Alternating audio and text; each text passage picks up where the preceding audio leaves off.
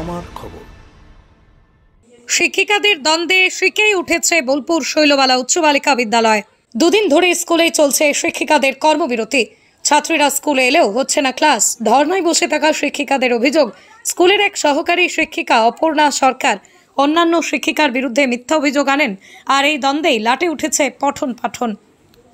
বোলপুর শৈলবালা উচ্চ বালিকা বিদ্যালয়, সেখানকার প্রধান শিক্ষিকা রুবি ঘোষ বলেন, এই সমস্যা বহুদিনের, তবে এই সমস্যার জন্য ক্ষতি হচ্ছে ছাত্রীদের, ক্লাস হচ্ছে না। আমি বিষয়টি বীরভূম জেলা শাসক, মহকুমা শাসক এবং স্কুল পরিদর্শক মন্ত্রী চন্দ্রনাথ সিংহকে জানিয়েছি। দেখা যাক কি হয়। বোলপুর শৈলবালা উচ্চ বালিকা বিদ্যালয়ের সহকারী শিক্ষিকা অপর্ণা সরকার, তার বিরুদ্ধে বাকি শিক্ষিকাদের অভিযোগ, স্কুলের অন্যান্য শিক্ষিকাদের বিরুদ্ধে তিনি মিথ্যা অভিযোগ আনেন।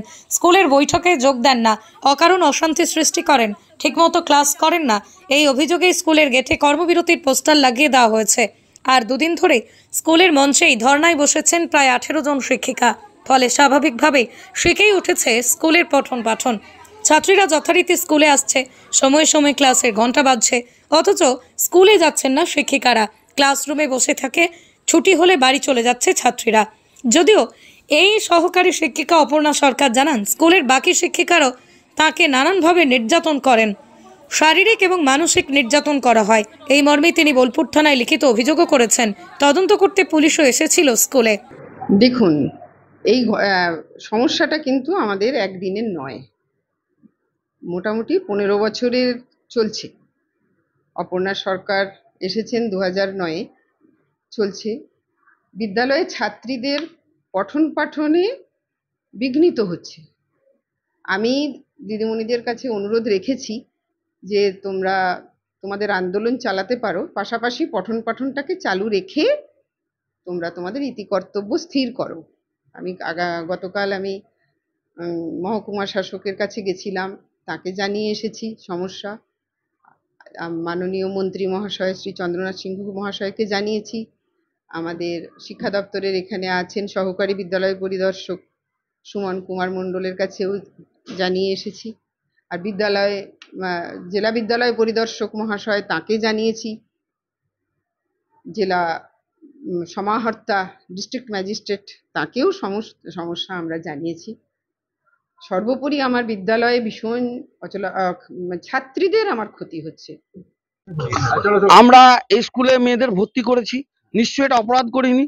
এবার আমরা তো মেয়েদের রেগুলার রুটিনলি টাইমলি স্কুল পাঠাচ্ছি, কিন্তু মেয়েরা স্কুলে আসছে, স্কুল থেকে আসার পর সেই 4:30 বাড়ি ফিরেছে, সারাটা দিন তারা এখানে বসে থাকছে।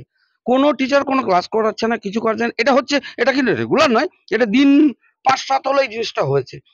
তারপরে হঠাৎ কালকে আরো সব গার্জেনদের ইয়ে থেকে আমরা জানতে পারলাম যে নাকি কর্মবিরতি চলছে। হোয়াট ইজ কর্মবিরতি? মেয়েরা স্কুল আসছে, টিচারের স্কুল আসছে, অথচ কর্মবিরতি। তাহলে পঠন পাঠন কিচ্ছু না।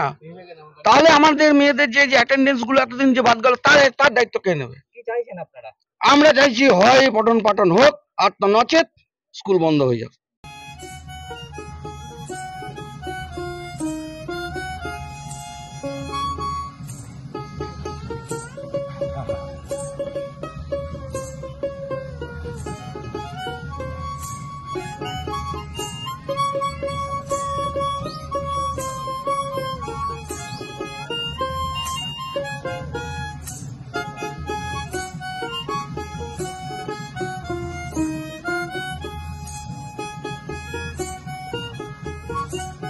দেখতে চোখ রাখুন আমাদের ফেসবুক ও ইউটিউব চ্যানেলে।